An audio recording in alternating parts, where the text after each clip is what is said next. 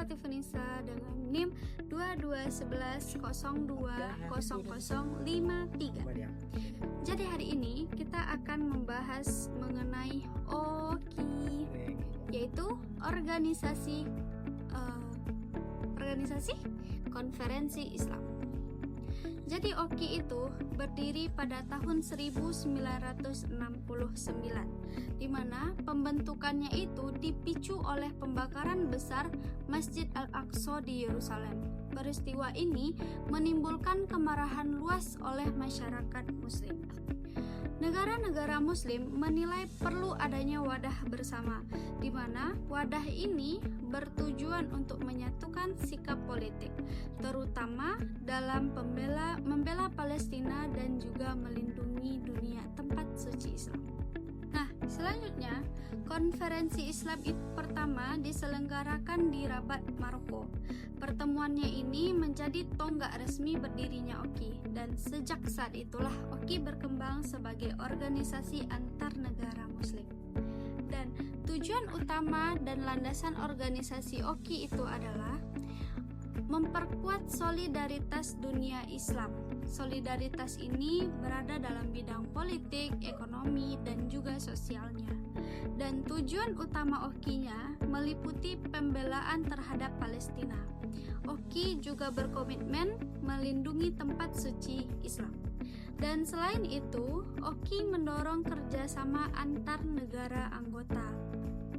OKI itu menjunjung prinsip kedaulatan negara. Setiap negara anggotanya memiliki kedudukan yang setara. Prinsip ini menjaga persatuan, namun prinsip ini jugalah yang membatasi daya paksa organisasi. Struktur dan keanggotaan OKI. OKI ini memiliki 57 negara anggota. Keanggotaannya mencakup Asia, Afrika, Timur Tengah, dan juga Eropa. Struktur OKI ini adalah konferensi tingkat tinggi. Forum ini dihadiri kepala negara dan juga pemerintahan. Forum ini menetapkan arah kebijakan umum. Di bawahnya terdapat Dewan Menteri Luar Negeri. Dewan ini bertugas untuk merumuskan kebijakan operasional, di mana pertemuannya dilakukan secara berkala. Dan Sekretariat Jenderal menjalankan administrasi organisasi. Kantornya itu berada di Jeddah, Arab Saudi. OKI ini juga memiliki badan khusus. Badan ini bergerak di bidang pendidikan, ekonomi, dan juga kemanusiaan. Peran OKI ini dalam isu Palestina. Isu Palestina menjadi fokus utama OKI sejak awal. OKI secara konsisten mendukung kemerdekaan Palestina. Dukungan ini disampaikan melalui resolusi dan juga diplomasi. OKI mendorong pengakuan internasional terhadap Palestina. Organisasi ini aktif untuk menyuarakan posisi Palestina di PBB. Namun, OKI tidak memiliki kekuatan militer. Peran OKI lebih bersifat politik dan juga moral. OKI juga menyalurkan bantuan kemanusiaan. Bantuannya ini ditujukan kepada pengungsi Palestina. Kerjasamanya dilakukan dengan lembaga internasional, namun dampaknya sering dinilai terbatas.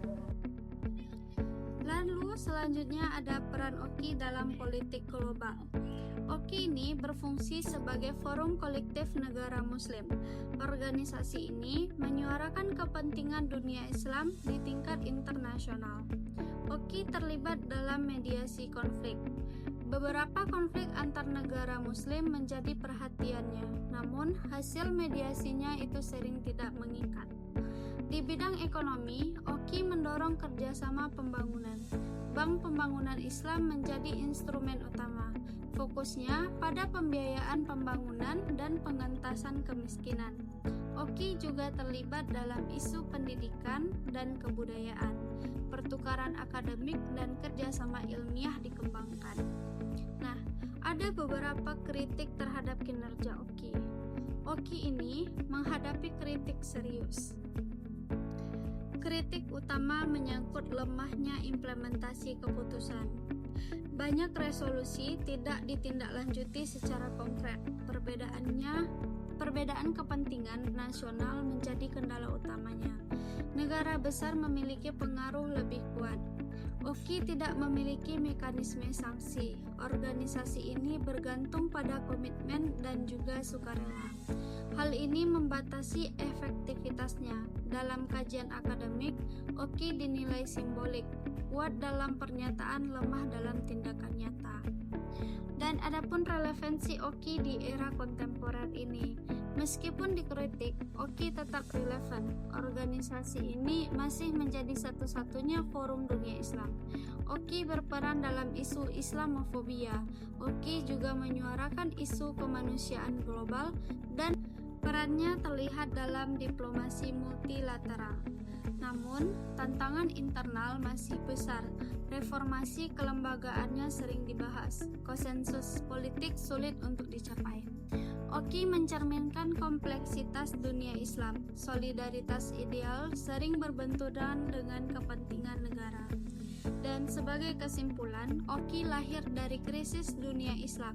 Organisasi ini bertujuan untuk menyatukan negara Muslim, perannya penting dalam diplomasi internasional. Namun, efektivitas Oki masih terbatas, di mana tantangan utamanya terletak pada perbedaan kepentingan anggota. Masa depan Oki bergantung pada reformasi dan komitmen politik. Terima kasih, dan selanjutnya pada materi selanjutnya, saya akan membahas tentang ISIS, yaitu Islamic State of Iraq and Syria. ISIS ini merupakan kelompok ekstremis yang muncul dalam konteks konflik Timur Tengah. Modern, keberadaan ISIS menimbulkan dampak besar terhadap keamanan regional dan juga global. ISIS muncul dari situasi instabilitas Irak pasca tahun 2003. Invasi Amerika Serikat ke Irak menggulingkan Saddam Hussein. Namun, kejatuhan rezim tersebut menciptakan kekosongan kekuasaan. Konflik sektarian antara Sunni dan Syiah itu meningkat. Kelompok bersenjatanya mulai bermunculan dan ISIS ini berakar dari Al-Qaeda di Irak. Pemimpin awalnya adalah Abu Musab al-Zarqawi. Kelompok ini kemudian berkembang dan berganti nama. ISIS memanfaatkan konflik dan ketidakstabilan politik. Perkembangan ISIS di Irak dan juga Suriah. Perang saudara di Suriah sejak tahun 2011 memberi ruang bagi ISIS. Kelompok ini memperluas wilayah operasi ke Suriah. ISIS memanfaatkan lemahnya kontrol negara.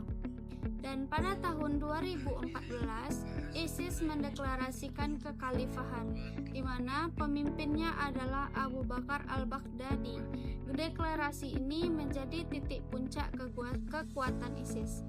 ISIS menguasai wilayah luas di Irak dan juga Suriah.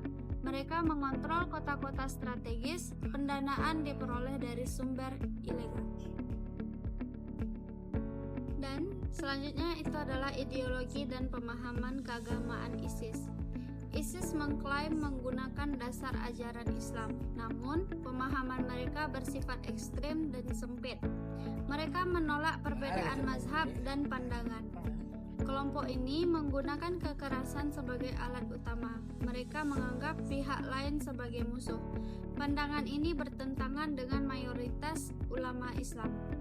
Banyak lembaga keislaman internasional mengecam ISIS. ISIS dinilai menyimpang dari ajaran Islam. Tindakannya merusak citra Islam di dunia global. Strategi kekuasaan dan kekerasan. ISIS menerapkan sistem pemerintahan otoriter.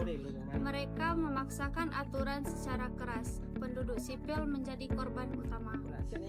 Kekerasan digunakan untuk menakut-nakuti lawan. Media sosial dimanfaatkan untuk propaganda. Strategi ini menarik simpatisan global. Namun, kekerasan ekstrim juga memicu perlawanan luas. Komunitas internasional bersatu melawan ISIS. Koalisi global dibentuk untuk menanggulanginya. Selanjutnya itu adalah kejatuhan ISIS. Sejak tahun 2015, wilayah ISIS mulai menyusut. Serangan militer dari berbagai pihak meningkat. Dukungan lokal terhadap ISIS pun juga melemah. Dan pada tahun 2017 sampai 2019, ISIS kehilangan wilayah utamanya. Kekhalifahan secara teritorialnya runtuh dan pemimpin ISIS tewas dalam operasi militer. Meskipun demikian, ideologi ISIS itu belum sepenuhnya hilang. Sel-sel kecilnya masih ada di beberapa wilayah. Meskipun demikian, ideologi ISIS belum sepenuhnya hilang. Sel-sel kecil masih ada di beberapa wilayah, dan ancaman radikalismenya tetap perlu diwaspadai. Dampak ISIS terhadap dunia Islam dan juga global. ISIS membawa dampak negatif besar. Jutaan orang mengungsi akibat konflik. Kerusakan sosial dan ekonominya meluas. Citra Islam di dunia internasional ikut terdampak. Islam sering disalahpahami sebagai agama kekerasan, padahal mayoritas umat Islam menolak ISIS. ISIS juga memicu peningkatan kebijakan keamanan global. Isu terorisme menjadi fokus utama negara-negara dunia. Hak asasi manusia sering terdampak kebijakan tersebut. Selanjutnya, analisis kritis. ISIS bukan lahir dari ajaran agama semata. Ia muncul dari konflik politik, ketidakadilan, dan perang. Radikalismenya sering tumbuh di situasi krisis. Pendekatan militer saja tidak cukup. Pencegahan membutuhkan pendidikan dan juga keadilan sosial. Narasi keagamannya moderat, perlu untuk diperkuat. Memahami ISIS secara objektif penting agar kesalahan serupa tidak terulang dan agar Islam tidak terus disalahpahami. Dan sebagai kesimpulan, ISIS adalah fenomena ekstremisme modern. Kelompok ini memanfaatkan konflik dan ideologi sempit. Dampaknya merugikan umat Islam dan dunia secara luas. Kajian akademik tentang ISIS penting untuk dilakukan, bukan untuk menyebarkan ideologinya, melainkan untuk mencegah radikalisme di masa depan.